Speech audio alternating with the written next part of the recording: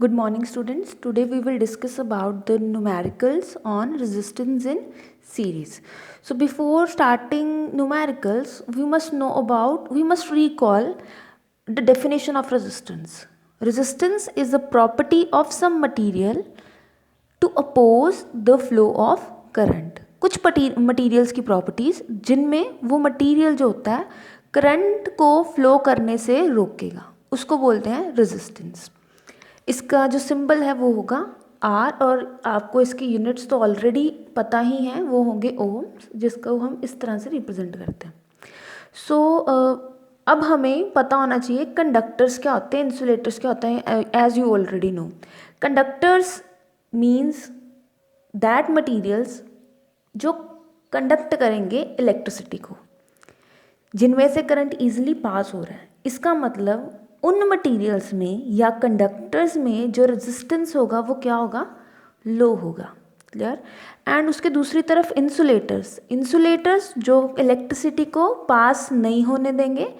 अब जो पास नहीं होने देंगे मतलब वो क्या कर रहे हैं, वो कर रहे हैं अपोज। किसको कर रहे हैं अपोज, करंट को। तो उस केसेस में रेजिस्टेंस उनका क्या हो जाएगा, हाई हो जाएगा। क्लियर। अब हम इस ऊपर वाली चीज़ों को, दो जो कंडक्टर्स और इंसुलेटर्स हैं, इनको हम एक छोटी सी एग्जांपल के से समझने की कोशिश करेंगे। अगर आपके पास एक रोड है, इसमें कोई भी हर्डल नहीं है, कोई भी रुकावट नहीं है इसमें, एंड उसके ऑपोजिट एक रोड बनाया मैंने जिसमें काफ़ी सारे आपको हर्डल्स हैं। ये रुकावटें हैं रास्ते में किसी भी तरह की, हो सकता है कोई स्पीड ब्रेकर्स बने हों, कुछ भी, कोई कंस्ट्रक्शन वर्क हो रहा, कुछ भी स्टोन्स वगैरह ज़्यादा पड़े हों इस केस में। तो आप बताइए, आप इजीली इस पाथ को फॉलो करते हुए अपनी डेस्टिनेशन में पहुंच जाएंगे, या आप जल्दी इस केस में पहुंचेंगे जिसमें काफ़ी ज़्यादा स्पीड ब्रेकर्स हैं, आपको हर बार अपनी स्पीड को स्लो करना पड़ेगा। समटाइम्स आप किसी से टकरा भी सकते हैं। तो इस केस में तो आप जल्दी पहुंच जाएंगे, फास्ट पहुंच जाएंगे, और इस केस में आपको लगेगा थोड़ा सा टाइम, आप स्लो हो जाएंगे। क्लियर।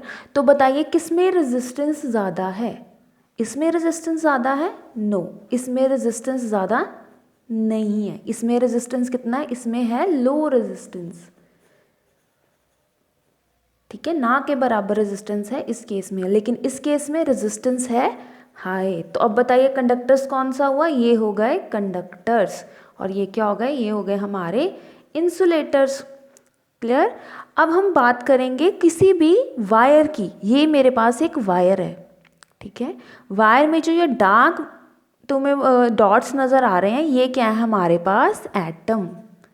आपको पता है हर जो मैटर होता है वो एटम से मिलके बनना होता है, और एटम की स्ट्रक्चर है जो हमने 9th में पढ़ी है, इसको अगर थोड़ा सा रिकॉल करें तो सेंटर में होता है न्यूक्लियस, और उसके बाहर जो ये होते हैं ऑर्बिट्स, और इनमें क्या होता है, इनमें होते हैं इलेक्ट्रॉन्स।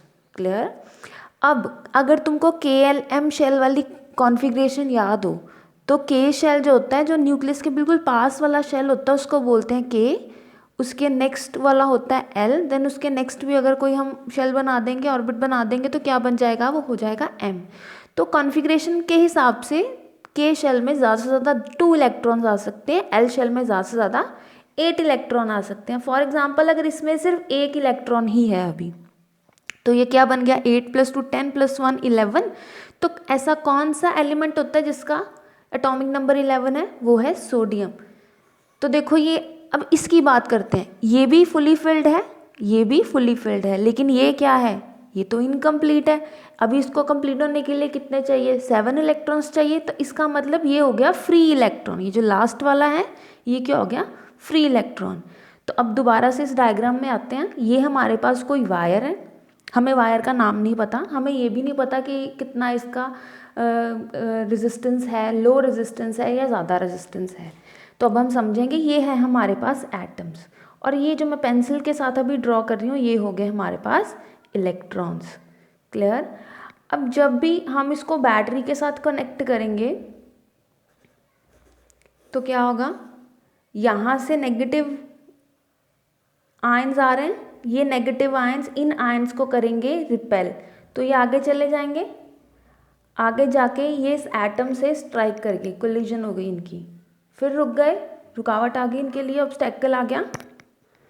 अब ये जो इलेक्ट्रॉन इससे टकराकर अब इस तरफ आ गए, फिर उनको रास्ते में एक और रुकावट मिल गई। तो इसी तरह से काफ़ी सारे ऑब्स्टेकल्स को पास करते हुए, क्लियर है, अब ये क्या हो गए, ये आगे जाएंगे। अब जैसे आपने देखा कि इलेक्ट्रॉन्स को काफ़ी ज़्यादा हर्डल्स आ रहे हैं, तो ये केस है या ये वाला केस है? ऑब्वियसली ये वाला केस है, सेकंड वन, क्लियर। इसका मतलब इसमें जो ये एटम्स हैं ये किसका काम कर रहे हैं? ये काम कर रहे हैं रेजिस्टेंस का, ये रुकावट का काम कर रहे हैं। ये जो करंट है इलेक्ट्रॉन्स को फ्लो नहीं होने दे रहे हैं। इसका मतलब इस केस में जो होगा वो होगा लो करंट, करंट की वैल्यू जो है पहले से कम हो जाएगी, क्लियर।